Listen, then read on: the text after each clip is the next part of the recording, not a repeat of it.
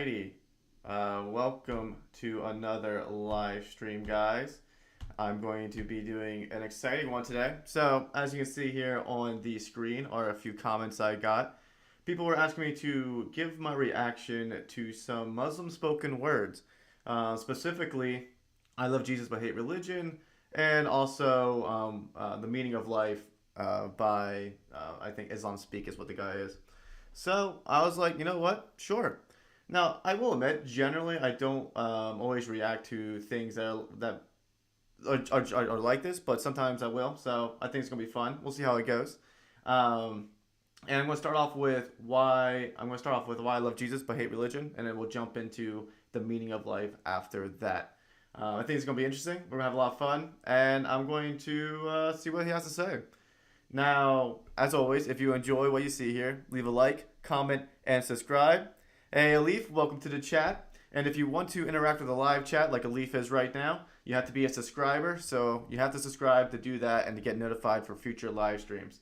So let's just jump right into it. I think this is going to be interesting. This first video, I am aware of this. I have seen this video before.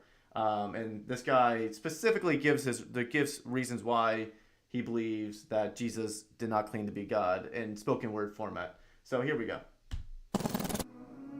Look, what if I told you there was something you were missing?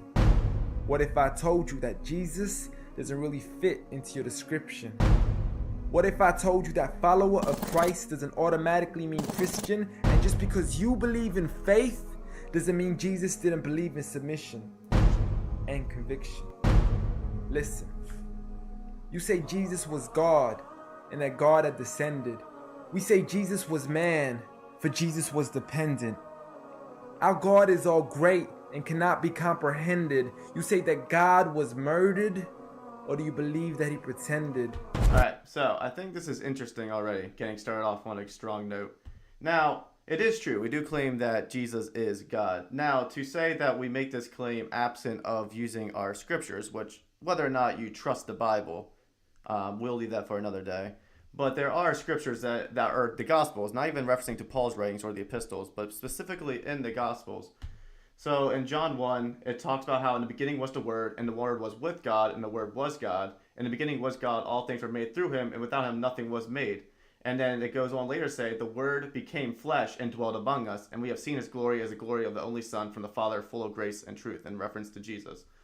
And also, you have in John 8, where now we know, are you greater? So the Jews are asking Jesus, are you greater than our father Abraham who died and the prophets died? Do you make yourself out to be? And he answered, if I glorify myself, my glory is nothing. If it's my Father who glorifies me, of whom he says he is our God. But you have not known him, I know him. If I were to say that I do not know him, I would be a liar like you. But I do know and I keep his word. Your father Abraham rejoiced that he would see my day, and he saw it and was glad. So the Jews said to him, you are not yet 50 years old, and have you seen Abraham? And Jesus said to him, truly, truly, I say to you, before Abraham was, I am. And I am is a reference to Deuteronomy, where God called himself I am. And so he was claiming to be God in that stance. And later on, we can go on to how Jesus forgave sins, which is an act of God. How Jesus also in this scenario claimed eternity, because he said he's much beyond time. So yeah, within the Gospels, Jesus claimed to be God. You don't need to trust the Gospels if you don't believe the Bible is historically accurate. That could be a different case or a different story for another time. But within the Gospels, there are claims of Jesus claiming to be God at the very least.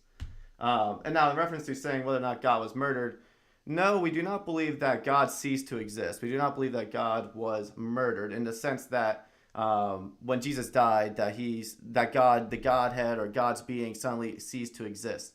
Jesus' spirit continued to live on even after death. That's why he was able to resurrect in the first place, because the spirit never died. Only the body died. So we do not believe that God, in his essence, was murdered. Much like how humans, when we die, our spirit doesn't die, but our body does. What's going on in Treve? Hey, brother, this react my light shift from Talking to Long Short Video 2. Thank you, brother. Is this live or premiere? This is definitely live. This is live right now. Thank you for interacting, Leif. I always appreciate it. Always appreciate people hopping into the chat. So I just wanted to lay that out there real quick about why, from a gospel and biblical standpoint, we believe that, and we'll delve a little bit more into it. See, God gave us brains and God gave us logic, but I guess God wanted us to use them in everything else except for this topic. It's like wearing a cross and proclaiming that you love Jesus, when if God was murdered on the cross really shouldn't please us. I mean, would you be wearing an axe if it was used to chop your mother up into pieces?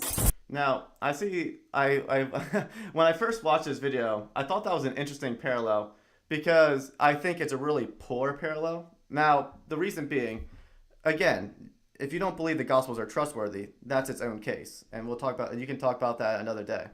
But in reference to the Gospels, we believe Jesus died to take on our sin and rose again, defeating sin and defeating death, giving us life and freedom through Jesus. To us, his death is actually the symbol of mercy and grace. Now, in his parallel, it would be more accurate to say, would I wear an axe in honor of my mom who was murdered?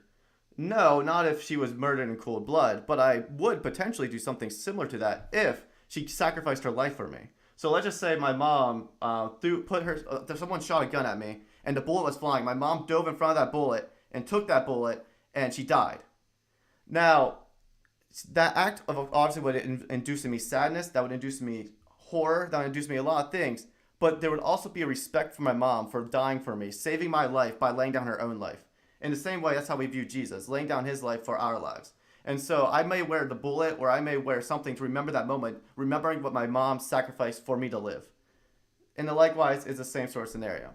So I just thought that parallel is a poor parallel in reference to Christianity's perspective on the cross. Everything the word commanded God, brother in Christ, example of creation of Jesus is just like Adam. Yeah. So I think it is interesting because obviously the Quran claims Jesus isn't God. And again, you could have that discussion. We could have that discussion about whether or not the Bible or Quran is more trustworthy. I just wanted to. My goal with this first spoken word is just to point out why, scripturally, from the Bible's perspective, I don't find this spoken word as compelling as some people might. See, this is what happens when you believe in faith, but fail to believe in reason. See, we used to worship the Creator until Satan turned us to the creation. We began to worship the people and neglect the one who made them. We began to believe that God had died, but how could a God even be created? A miraculous birth, and therefore the Son of God was begotten. See, the creation of Jesus was easy, but you seem to have forgotten that God says be, and it is, just like with Adam. So, interesting enough, when it comes to the birth of Jesus, when we talk about Jesus being begotten or being conceived or whatever the term you want to use, what we're not saying is that God in that moment was created. No, God's spirit is eternal, so his essence is eternal. What we're saying is that his physical body, the physical body of Jesus, was formed. Now, the physical body of Jesus had a beginning in that sense, but his actual spirit and essence is eternal because it's of God.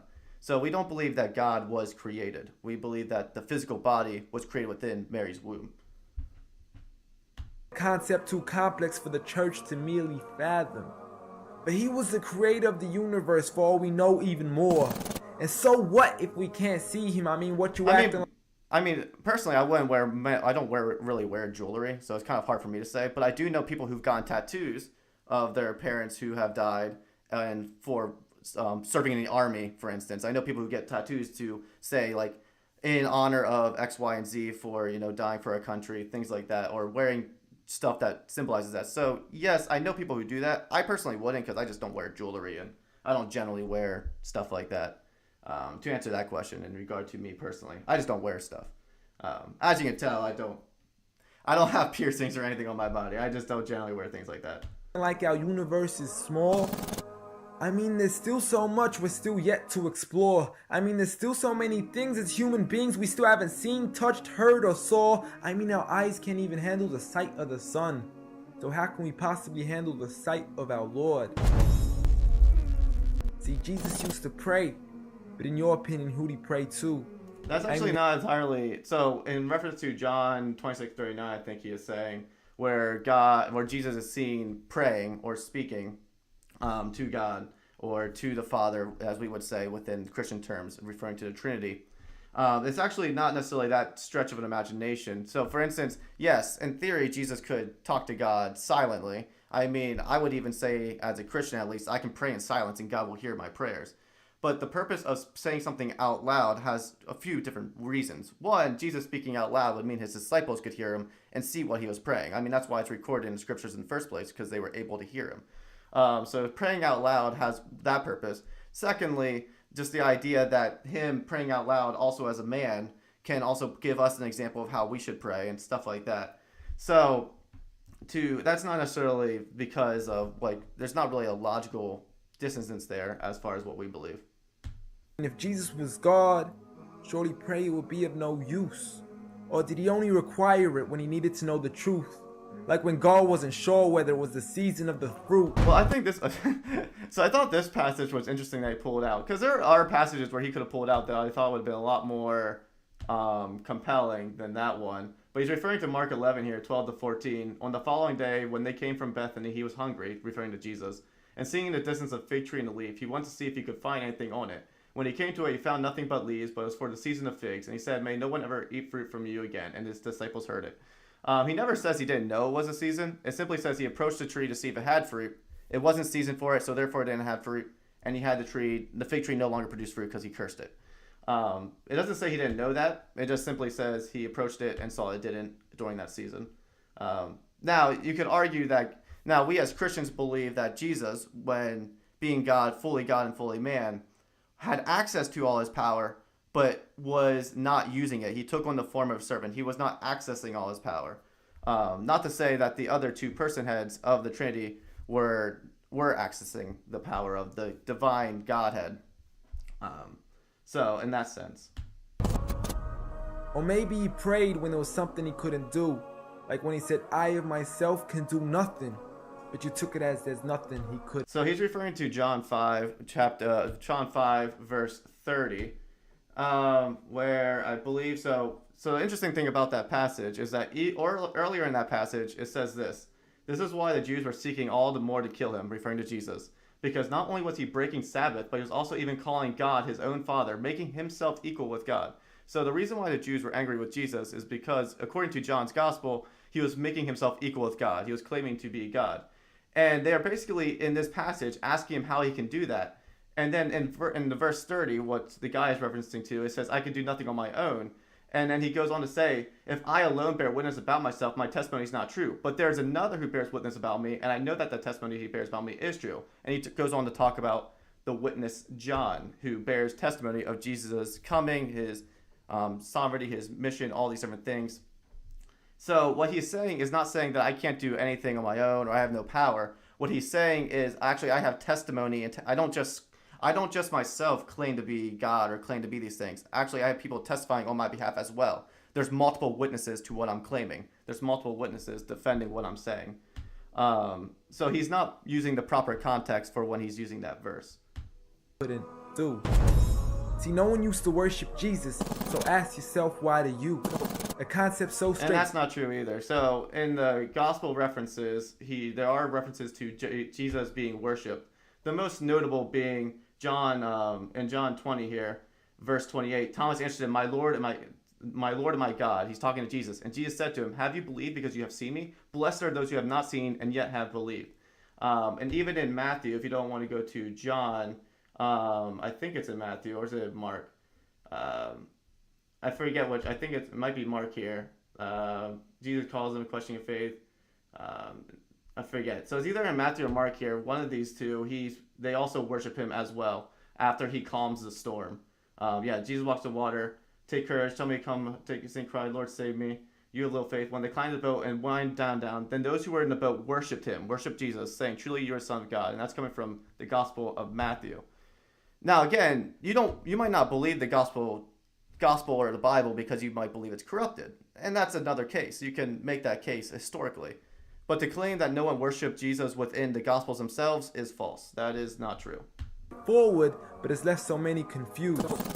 See, Jesus preached one God, but the church has failed to practice. And we believe God is one in essence. We do believe in one monotheistic God. Now, we do believe in the Trinity, which means we believe that God is one in essence, meaning all of them share the same character, divinity, and stuff like that. But there's three persons, three ways he's expressed, three ways he portrays himself, three ways he interacts with human beings, things like that. I mean, you don't have to be that dumb to know that 1 + 1 + 1 equaling 1 isn't necessarily going to give you a pass in mathematics. And that's a bad reference because, so for instance, let's just take Siamese twins. Siamese twins are conjoined physically. They have one physical body. They're conjoined, but they have two heads, meaning there's two personhoods to them. So there's one body but two heads. So there's two in that case equals one to a certain extent. In a crude way, that portrays kind of what we mean by the Trinity. There is one essence, one body, but three persons or three expressions of that essence. See, the church said 3 when Jesus said 1. Jesus said God when the church said Son. Jesus never said worship me. Rather, he said pray. He did say pray, to worship but as Jesus, it showed, he also despite accepted everything he worship. used to say. You began to think with your emotion and forgot to think with your mind. I guess you didn't pay attention when Jesus says our Father, yet never says mine. And I mean, in that verse he specifically quoted, he said our Father because the disciples asked him, how should we pray? And he said, pray our Father who are in heaven. So he's referring to the disciples, how they should pray. But in other passages, he does refer to God being his Father in a more individual sense, if we want to go down that route. You claim to be a follower of Christ, yet you still choose to eat swine, and you call yourselves Christians, but in your churches you're busy drinking wine. Now, those two passages just to he's clarify, referring to is reference to Old Testament law, which in Christian theology we believe when Jesus died and rose again, he fulfilled within that act the Old Testament law. So meaning that Old Testament law no longer applies to us in the New Testament. But there are still moral laws that still apply to how we should behave and act. For instance, sex outside marriage is still immoral. Murder is still immoral. Things like that. But certain religious practices that would have been meant for the Jewish people no longer apply to Christians. And that's a whole theological matter that you could spend books on if you really want to go in depth with that. But as far as also that Leviticus reference, which is interesting because even in Old Testament, the Israelites would have drank wine. The only people who didn't drink wine in the Old Testament would have been priests or Levites. And so, for instance, the passage that he's referring to is, and the Lord spoke to Aaron, saying, Aaron would have been the high priest at the time, drink no wine or strong drink. You are the sons with you. When you go into the tent of meeting, lest you die. So, specifically, they're not supposed to drink wine when they go into the tent of meeting, when they go into the temple of God. It shall be a statute forever throughout your generations. So there's a very specific scenario where they're not supposed to drink wine. I'm not saying that people should drink wine. I'm not saying it's a good thing. But in reference to that passage, that is not necessarily saying that no one should drink wine or drinking wine is a sin in all of its essence. It's simply saying what priests should or should not do. I do love Jesus. Matter of fact, I love him more than you. Because when Jesus said do something, I actually do. However, I'm not connected with the church nor with the Bible. See, I love Jesus as my prophet, but refuse to worship him as an idol, just like he wanted and proclaimed it as sin. So it doesn't really matter if... And again, as I referenced to in the Gospels, he was worshipped and he actually blessed Thomas in the sense that when he was worshipped. Now, in reference to Exodus 20, where it says idol worship, we agree you shouldn't worship idols. But since we believe God is in the Trinity form, we believe God has come down and come in the form of Jesus. And so we believe Jesus is actually God. But if you would like make an idol or create a statue and worship it, that would be idolatry. If they don't let him in, because Jesus wouldn't even want to be in the presence of people worshiping an idol of him. An act of God, bolt of lightning went straight through the outstretched hand of Jesus. This cannot be a coincidence. Before I move I'm on, kind of intrigued what that's from. I mean, obviously it's a news channel, but I'm kind of curious when that happened because I never heard of it. All that to be said, though, not necessarily that it indicates anything of significance. It's just I think it's interesting that that actually is something that happened. there's something I need to mention. The worshiping of Jesus is a man-made invention. He never asked for your worship so he can grant you protection. Rather, he asks you to alternate your prayers towards another direction. To God and God only, and pray that he Alif, when he did say, you're correct. He did say, I did not come to get rid of law, I came to fulfill it. Now, again, I know as Muslims don't trust the epistles whatsoever. They don't trust Paul's teaching whatsoever. So a lot of our understanding of what that means does come from the epistles, I will admit. So I'm not going to divulge into the epistles because I know no one within the Muslim community trusts Paul's teaching. And that's a whole historical matter in of itself. But I will say a lot of our understanding of what that passage is saying comes from the epistles. What we believe is the case is that in the Old Testament, they had the sacrificial system, meaning they would sacrifice lambs and goats and pigeons and stuff like that to, in a way, pay for their sins. It was an act of, there was guilt offerings and there was things like that. We believe Jesus came in as the final sacrifice, and when he died, he made all sacrifices no longer necessary. He fulfilled the law. He fulfilled the blood oath, in a sense. And now we're free from that law because he fulfilled it, in that sense. Accepts them, and know that just because you love Jesus doesn't mean he feels the same way about your affection. See, what you believe in is exactly what he resented.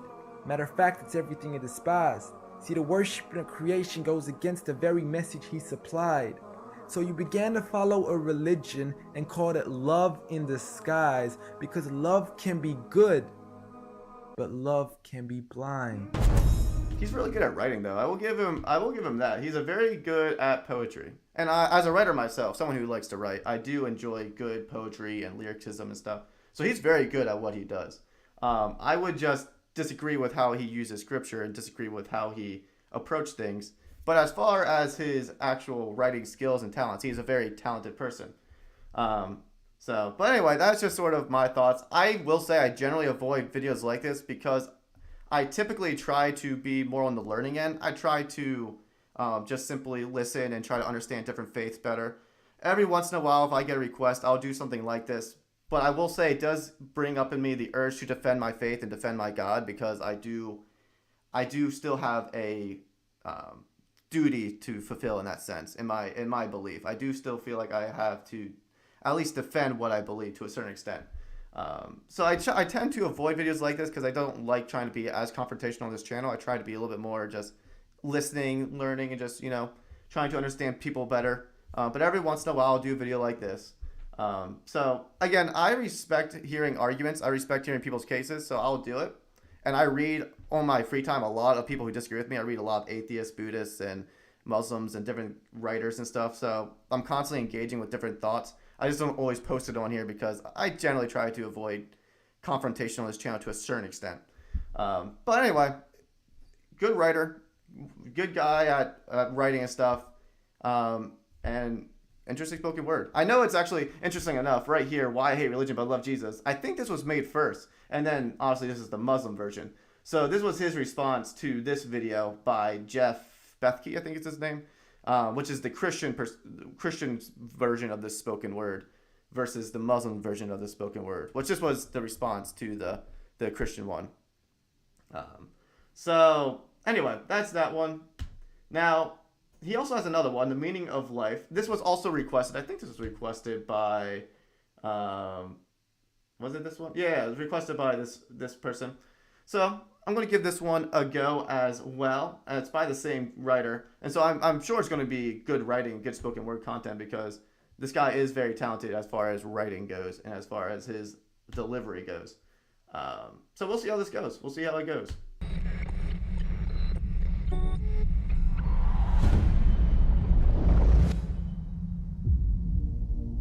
What are we doing here? And where are we gonna go? It's like we just woke up one morning and then it's welcome to the show. Don't ask any questions, just go with the flow. Make as much money as you can and try your best not to get broke. Copy everything you see on the TV, from the hairstyles to the clothes, and don't think too often, just do exactly as you're told. And if you ever get confused, then just turn towards the alcohol. You'll still hear your thoughts, then just turn up the radio as you learn to live a lifestyle of drugs, sex, and rock and roll. This is very interesting to me because obviously I live in the West. I live in the States.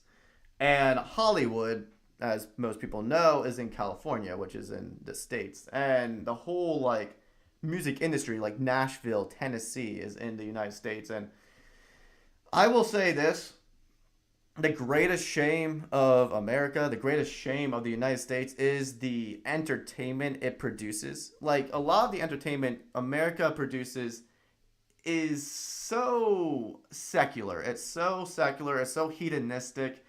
It's very much against God. It's very sinful in nature. And it does create in us this desire to pursue the material world. It creates in us this desire to pursue what is in this world right now, which is not what we should be really pursuing. And so I just think it is just interesting and a sad reality that we live in, especially in the age of the internet. Because like back in the day, so like if you take for instance back in the day of like let's just say early 1900s, there was still entertainment and there was still bad entertainment back then. But it didn't have the availability like the internet has provided today. The internet now provides the ability for bad content to spread across the world. And so it's just a sad state that we are in as far as entertainment goes. I wish we were in a better state as far as that goes. But in all honesty, I just need to know, is there more to the cycle than growing and getting old? Living and dying just to leave behind a happy home and a whole lot of property that somebody else is going to own. I just really need to know before the casket's closed, 'cause I'm not willing to gamble with my soul, nor am I ready to take any chances. These are just simple life questions and I'm just searching for some answers. Like, what are we doing here?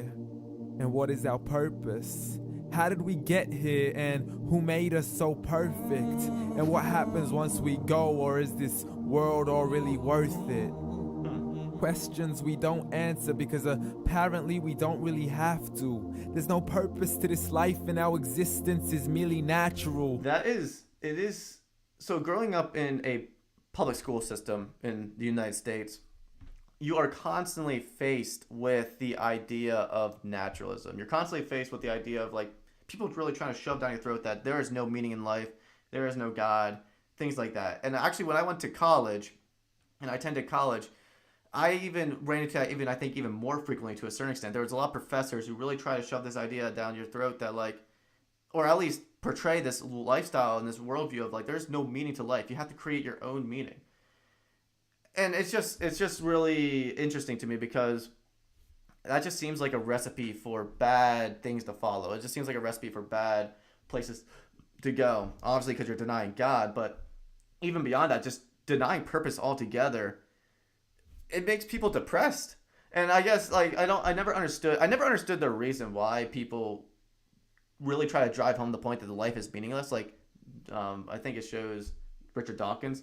Like, I don't understand why that is why you get so angry at religion and then try to attack Christians or Muslims or whatever and saying, like, why are you trying to give people purpose? Like, it just seems kind of counterintuitive. Then in that case, please let me ask you, did you create yourself or was it somebody else who had fashioned you? 'Cause you're a being that's impeccable, faultless and unparalleled. You're a product of supreme intelligence and I'm merely being rational. For there isn't a camera on this earth that can come close to the human eye, nor a computer that can compete alongside Now, Muhammad, why do you avoid justifying what you believe you're correct and we will follow you, but if you're wrong, you're just afraid to change? Well, so first of all, I did portray to you the gospel accounts, the biblical accounts, as of why I disagree with them. Now, you can, and as far as history goes, I could go down the historical route why I believe in the Bible's thing. So, for instance, you have thousands and thousands of manuscripts dating back to the time of the disciples and to the time of the early church. You also have the fact that Paul was in relationship with the disciples of Jesus. So Paul wasn't just someone who was just hundreds of years after. Like, Paul was actually alive at the time of the disciples being alive, and he worked with them. And I could go down that route. But a reason why I don't is because history in general, people will only accept the historical sources from the scholars they trust.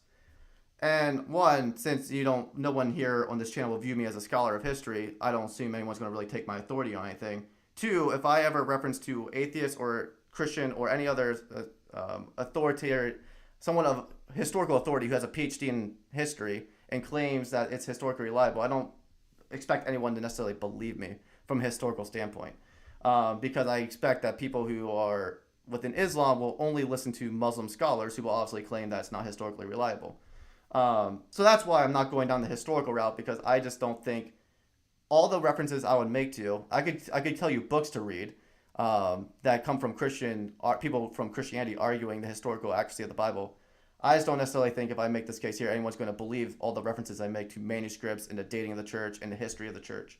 But that's why I'm not going down the route. But I can refer to you books. You can go down the route of More Than a Carpenter by Josh McDowell. You can go down the route of Has Jesus Risen? You can look up Gary Habermas. He has tons of books on the historical accuracy of the Gospels and of Jesus and of Paul and these different things. So I can reference you to scholars that I would say are trustworthy and who have PhDs in history and have studied this for decades on end.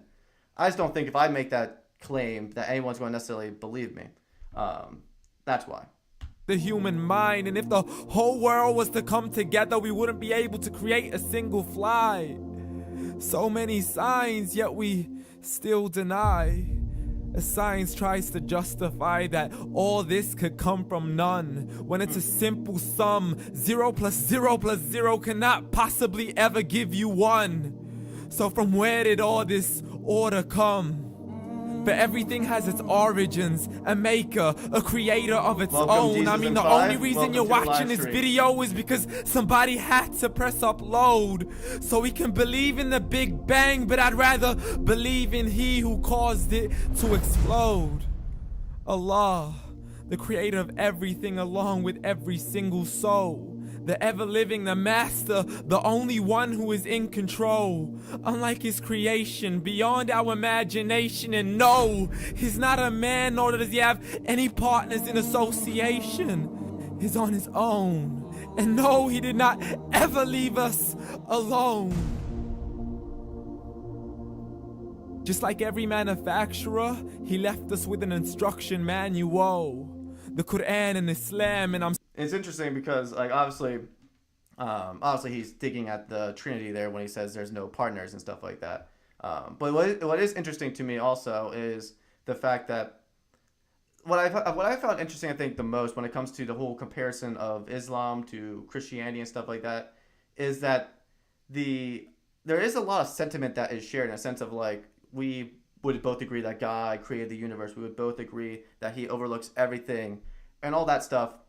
And what it comes down to then again, as I've always said, like on my live stream and stuff, is like it boils down to the solution and whether or not the New Testament is true and things like that.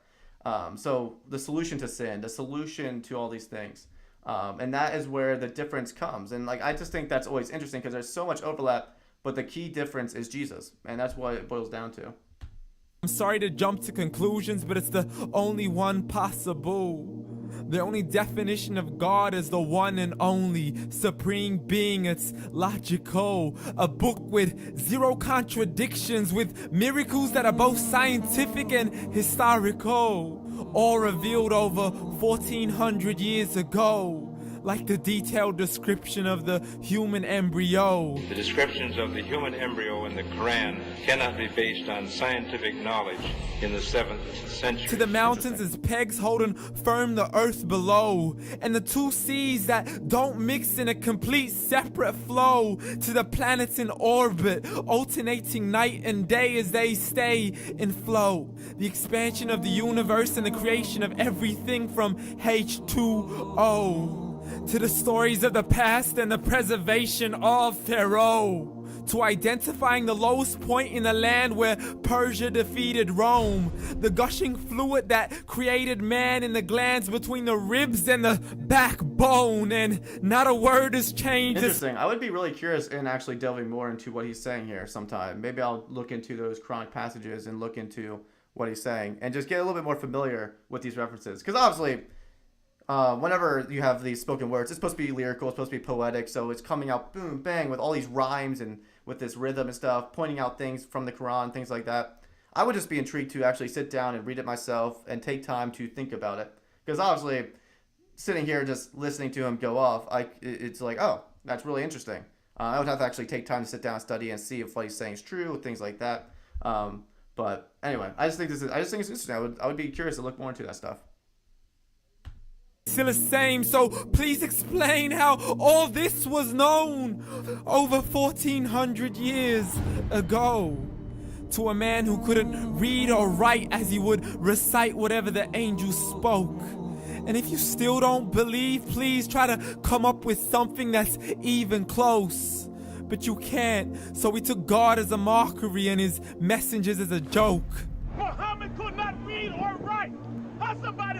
read or write gonna start a religion. Dismissed his scriptures as legends and tales of the That's actually like that. What that guy is saying obviously doesn't make any sense, because anyone who is able to speak to anyone to start a religion. So that's obviously really poor logic. It looks like they're black Hebrew Israelites based on the way they're dressed and the fact that they're all black. So that would already know why they're coming at the position they're coming at and the way they're expressing themselves, because they're known for not really mincing their words well. How's somebody who can't read or write? Legends and tales of the ancient folk as we live life according to our whims, desires, and hopes. Saying this life is the only home we will ever know. We will live then die, then simply turn to bones. Lo! Correction, after the grass dies, the rain arrives and it regrows, and Allah promises to do the same thing to your very soul and bring you back. That is, again, another thing that I think is interesting when it comes to the fact of Christianity, comparing Christianity to Islam, is the fact that, yeah, your soul is eternal. Like, I mean, that's the thing about, like, the naturalistic world that is very sad to me. Honestly, I think it's extremely sad within the naturalistic world how there is this mentality of YOLO. There's this mentality of there is only this world and this world alone. Which, again, I think leads to a very just depressing sort of reality. And also, it's honestly, and when it comes to like a poker bet game, it's the worst bet you can make. If you are eternal and you're betting on the fact that this world's not eternal, you don't gain anything if you're right. But if you're wrong, you lose everything. And so, yeah, it is a sad reality that a lot of people live in as far as their naturalistic tendencies to want to believe this is the only way. Again, the question then boils down to, though, what is the true way to salvation? What's the true way to eternity? And this is where religions differ on what the solution is. Obviously, Christianity claims Jesus' death and resurrection, and he's the way to life. Muslims obviously believe that you follow the prophets, follow Allah, and follow the teachings of the Quran, and things like that. Back from your very fingertips to your toes, as the all-seeing supreme being watches us so close, and we are surely being tested in our wealth, our health, and our self, and everything that we've been blessed with. So believe, for we will surely be resurrected and be brought back to our Lord and account for every single deed as he hands us our books and orders us to read.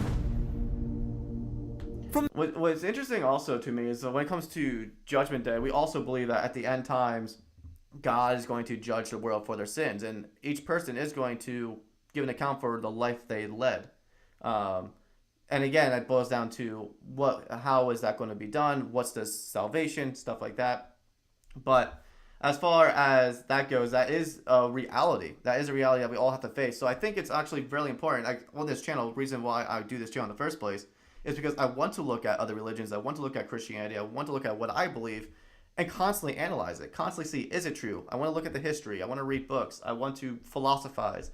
I want to debate with people. I want to learn and engage with people. Because eternity is on the line. We need to understand the fact that God will judge the world. And how he judges the world, what his law says, what he says about salvation, we need to not take that lightly. We need not just assume. We can't just assume that what we've been taught growing up is true. We have to look into ourselves, read for ourselves, study for ourselves, and actually know and make our faith our own to know if it's true. And honestly, the thing about existence is that you may never come to 100% certainty on everything, but you at least can have good confidence in what you believe. From the bad to the good and everything in between. You yourself are sufficient for your own accountability, so don't be mad at me. You are the one who thought he wouldn't come back to me. I gave you a whole life long to search after me, but you were busy in all that which was temporary, so read. And glad tidings to all the... Okay, I'm actually kind of curious now. Do all Muslims believe that hell or whatever is eternal? Do all Muslims believe that hell is eternal, that heaven's eternal, or paradise, I should say, is eternal? Or is there varying beliefs about that within the Muslim community? Do some Muslims claim that hell is temporary, or there's different levels to hell? Like, I'm just kind of curious about the actual theology of what that looks like. if there's actually differing beliefs within the Muslim community as far as that goes. That's good, brother LT. As Jesus says, seek the truth shall come to you. That's the thing. Like, actually, I agree with you. Like, anyone who truly seeks the truth shall reveal itself, and the truth will be known. So anyone who's truly seeking after the truth, and I truly believe this. I do believe that anyone who's truly seeking after the truth, they will find the truth. They will find the truth because God will make it known to them if they're truly seeking after it. Now, obviously, some people claim they're seeking the truth, and in reality, they are not seeking the truth. In reality, they're seeking their own pleasure or what they want. But anyone who's truly seeking out the truth, they will find. I do believe that. Jesus said he come to fulfill the law and not to demolish it, even a dot. It's interesting. I see you guys having a discussion there. I do like, as long as the discussion remains friendly, I'm good with discussion. I like good discussion in the chat. As long as you remain cordial and respect one another, it's all good. I enjoy seeing this nice little discussion we got going on here. So anyway, where was I? Let's just those who believed, and if you disbelieve, read, and don't let that day be the first day you find out what your life really means. Read. That is something I think our present day culture has lost. We have lost the skill of reading. I mean, at least in the West. I'm not sure about, I can't say for other countries. So like within the context of the United States, so many people are like on TikTok and on Instagram and watching their short reels that are not taking time to actually read and delve into books and to take time to study and to learn. Our attention spans are becoming shorter and shorter because of social media, because of internet, because of videos and different things. Like our attention span is becoming much, much shorter. And we're spending less time actually, I think, sitting down, comprehending, having good conversations and reading books and challenging ourselves mentally to a certain extent. So I just think that is a very important point that he makes. Like, read. Take time to read. Take time to read philosophy. Take time to read the Bible. Take time to read about other religions. Take time to read the Quran. Take time to read these things so you can know, you can learn truth, and you can dive into things. You can see lies and falsehoods. You can compare and contrast. Reading is extremely important, and that's one thing I will encourage anyone on this channel to do. Read a lot of sources, read a lot of stuff, and don't just accept something because someone told you it. Don't just accept something because you saw a TikTok on it. Read, delve in, study, and continually challenge yourself intellectually and seek the truth. And as you seek the truth and become more knowledgeable, you can light the world, as my moniker goes. I think that's it then. So yeah, this guy is interesting because I do, from a poetic standpoint, as a writer, I can appreciate his writing ability. He is a very, very skilled orator, very skilled at talking, very skilled at writing, very skilled at poetry. I'm assuming he writes these. Actually, I don't know. I don't know if he writes them himself or if he has someone write them for him. He just presents them. I don't know. But either way, he's very good at what he does. They are in hellfire forever. Okay, yeah. So okay. So the Muslims do all agree that hell is forever. Because I know within certain circles of other religions, there's actually division. So for instance, even within some sectors of Christianity that I disagree with, but they would say that hell is temporary, but I don't think that's biblically accurate. I don't think that's accurate whatsoever. But I didn't know if within Islam they have something similar where there's some sectors of Muslims who believe hell is not eternal, or they have differing beliefs on hell. Because actually, interestingly enough, so when I was I went to a college for an internship, and I was friends with two different Muslims, and the one was Sunni, and the other one was something else. It wasn't Shia, it was Sharia. It wasn't that one. It was a different one. It was a really, really small sector of Islam. And they actually disagreed on hell. Now, they disagreed on a specific part of hell. So the one guy, I think the Sunni guy, said that he believed that Muslims can go to hell. Well, all Muslims will basically go to hell temporarily and burn off their sins, but then all Muslims will make it to paradise at some point. While the other guy said, actually, I disagree with that. I believe some Muslims will either go to paradise or some Muslims will go to hell forever. He says, I don't believe that all Muslims are going to make it to paradise. He says, I believe some will. He says, I believe some will burn in hell forever as well. And they disagreed on that matter. And so I didn't know if hell theology or hell beliefs are different between differing sectors as far as its eternity goes. So I pray they have hellfire forever. I pray to God we not one of them. LT, why was it important for Jesus to fulfill the law? So within Christian belief, it's a good question. Within Christian belief, we believe that there's a sin debt that we have as Christians. And now within the Old Testament of the Bible, again, you can do your research historically on the Bible and delve into that, whether or not you will trust that. But from the Bible standpoint, there is a sin debt that humans have. And now how that was perpetuated for within the Old Testament was through sacrifices, through the lamb, through pigeons, through different things. And there was prophecies within the Old Testament saying this will no longer be. Actually, there's going to be a New Testament. There's going to be a new kingdom to come. And it's going to come through this Messiah, through this deliverer. And this is how you'll know. And there was these prophecies within the Old Testament saying how you'll know. One being the virgin birth. Another one being he'll be born in Bethlehem. Things like that. Along came Jesus, who fulfilled all these prophecies. And he said, I'm going to fulfill the law. What the Old Testament, these sacrifices that you were doing, I'm going to fulfill all of that. And I'm going to actually do that myself. And he did that through sacrificing and laying down his life for humanity.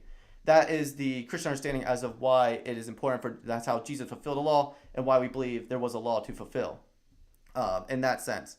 Now, again, the misconception would be to say that we believe that there's no way we should not live morally anymore. We can't just do whatever we want. The New Testament says, no, Christians can't do just whatever they want. But there is grace through Jesus and the fulfillment of that law in that sense. The clean sins, but not belief or great. It's Prophet Muhammad. I can show you the verse about Mecca. Prophet Muhammad placed in the Bible.